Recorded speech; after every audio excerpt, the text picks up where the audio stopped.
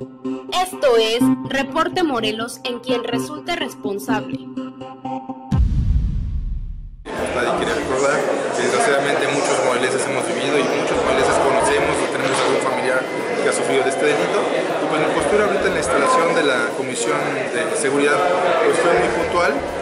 Voy a exigir y voy a tratar de ver de qué manera hacemos mediante el voto en el Pleno que pueda comparecer el comisionado Capela ante los 30 diputados locales y ante la ciudadanía, porque quiero que sean puertas abiertas para que pues rinda cuentas como cualquier funcionario público de qué se ha hecho con los recursos públicos que son los morelenses y por qué no se ha dado el resultado que deseamos todos los morelenses en materia de seguridad pública. Yo creo que es muy importante y quiero que sea a través del Pleno.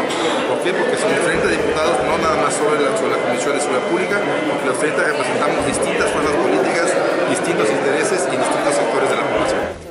La ciudadanía hoy se encuentra desprotegida, se encuentra y se siente vulnerable, se siente insegura.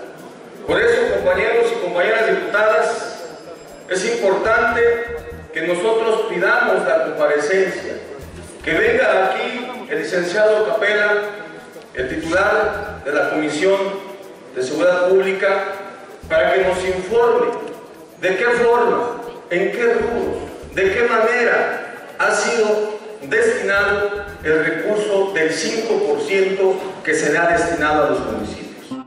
Este fue Reporte Morelos, en quien resulte responsable.